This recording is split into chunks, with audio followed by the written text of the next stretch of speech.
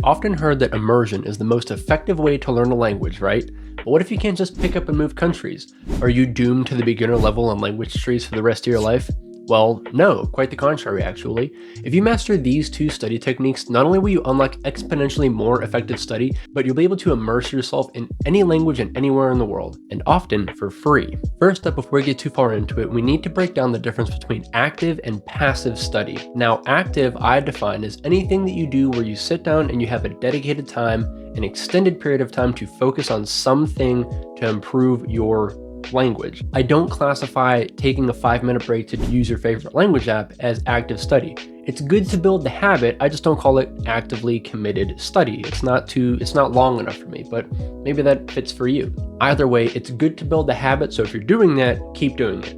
And passive study is just something that you can do in the background to be in your target language without actively thinking about it. It's not taking the majority of your thought processes. It's something you can have in the background while you're still doing something else, whether that be running, cleaning, whatever it is you do in your spare time, something like that.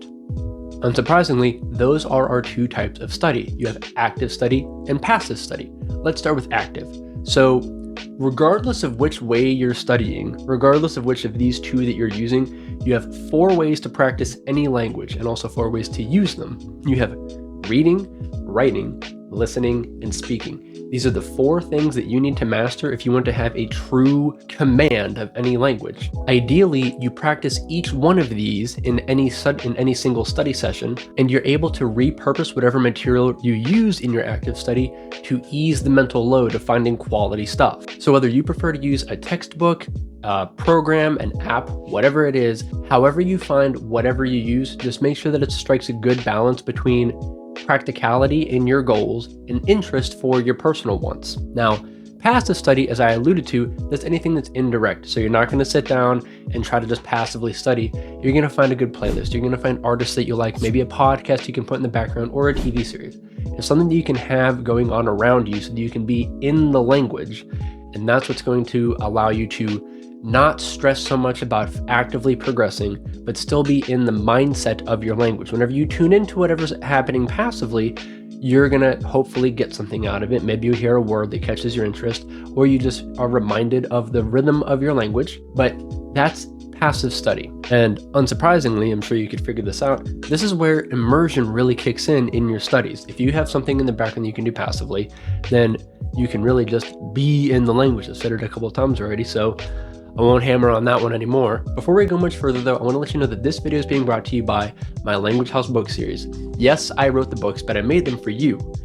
Specifically, the Self-Taught Language Journal. I made this book after about 11 years now of learning different languages. Everything that I cover in here is what I've used to learn 5 different languages, so you can get clear on what you want to learn, how you're going to learn it, why you want to learn it. You have a bunch of journal prompts here that are graded, so you don't have to look too far, especially in those beginning stages.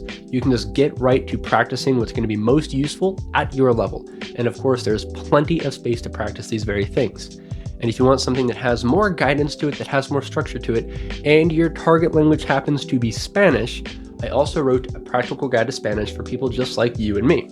This is my exact approach to Spanish. This is what has made the most sense to me and has given me the most results, with plenty of room to practice and so many resource recommendations too, all in this one book. You can find them both on Amazon. If you would, I would greatly appreciate that. If not, whatever works for you, I hope it really works. But enough about that. The last thing that I want to cover here is probably the most important thing, and it's easily the most powerful thing. It is whenever you combine the two, active and passive studying.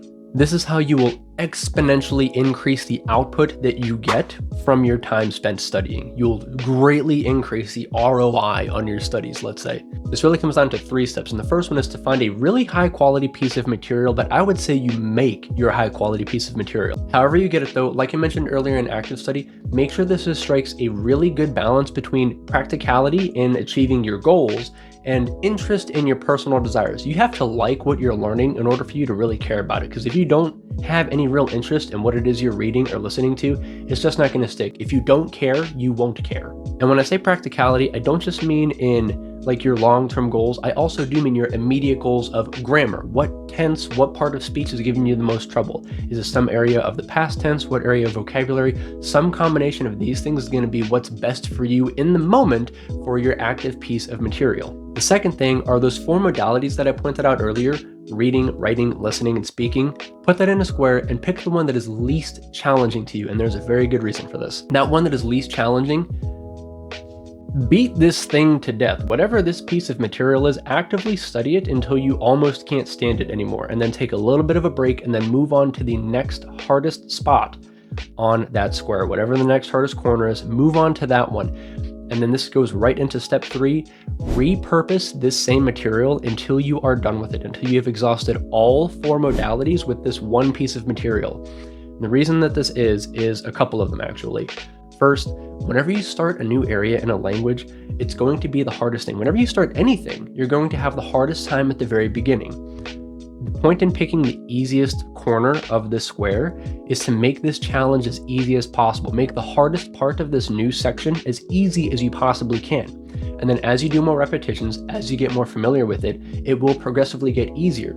So then whenever you get to what is truly the hardest modality for you, like let's say listening is the hardest thing for you in your target language. When you start by reading, and then you move to writing, and then you move to speaking it and reading it aloud, by that point you've had enough repetitions with this material so that whenever you hear it back, you're already familiar with what's being said. So you'll have a much easier time comprehending exactly what it is that you're going over.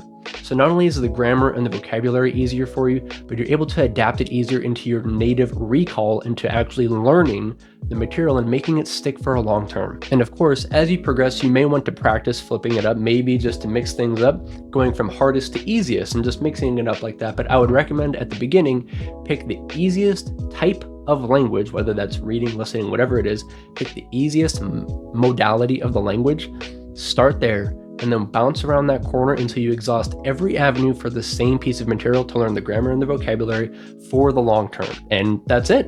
Knowing the difference between active and passive study and how you can combine those two is the key to crushing your language goals. If you're not quite here on your language journey just yet, then you may want to watch the last video I did. You can see that here. And in this one, it's where I lay out how to learn a language in as little as just a few months, especially if you're just starting out. Either way, thank you very much for watching. This video right here is being brought to you. This video right here. Oh shit, I'm still recording.